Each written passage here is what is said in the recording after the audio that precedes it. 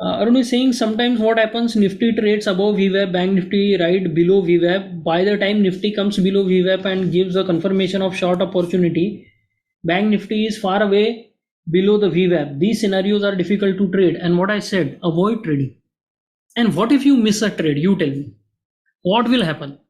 What are you doing? Like, you tell me. If we really, if you like this exercise I have done, so that's why I'm speaking about it so confidently.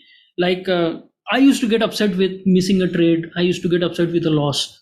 Then one day I really took stock of the situation, like what I have done over the last 6 months. Like, what is the amount of capital I am putting in? All right. What is the level of understanding I have?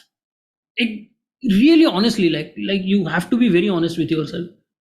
And the answers came back very surprising. And this is like a few years back when my trading was really bad. So I asked myself, what I have done over the last 6 months? Have I supported my family with a single rupee from trading profits? No. Then why am I getting so upset or so stressed over a loss or missing a trade? Is it like I am able to, is it like I have a nice detailed written plan and I am following it every time? No, right? That was the case back then. So when I realized that, okay, I don't have a plan, I'm not following a plan, and nothing has been actually changing because of my trading for the better. All right. Why am I getting so upset?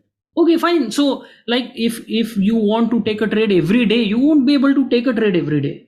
Intraday trading is not everyday trading. All right. It's not my words. I have heard it somewhere, but I believe that if you're an intraday trader, does not mean you have to trade every day. Intraday trading is not everyday trading.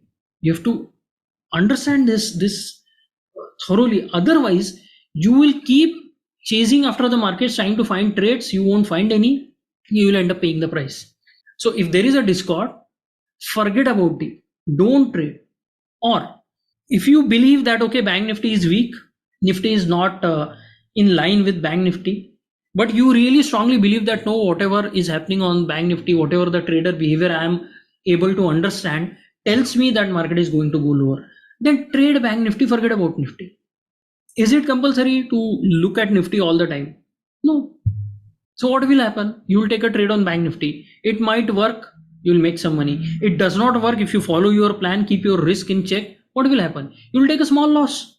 You can understand something about a trader behavior from that loss. You can improve as a trader from that particular experience. And that's it. You take it forward into your next trade. But if you are going to use Discord, and if they are not in accordance with each other, both Nifty and Bank Nifty, then the advisable thing to do is not to trade. Simple. So don't look at it as a problem. Look at it as a clear signal that you don't have to trade. And if Nifty goes down or Bank Nifty goes up or whatever happens, if you have decided not to trade, that's it. You don't have to worry about the outcome. If you want to take a trade and Nifty is confusing you, don't look at Nifty. If you are confident about Bank Nifty and Nifty is confusing you, don't look at Nifty. It's not compulsory that, see, whatever I am sharing here, it's giving you deeper insights into the market. That's it. It is not a trading system. It is not a rule that you have to follow. It just gives you a deeper insight. So treat it like that. Either you take the insight, you don't take the insight.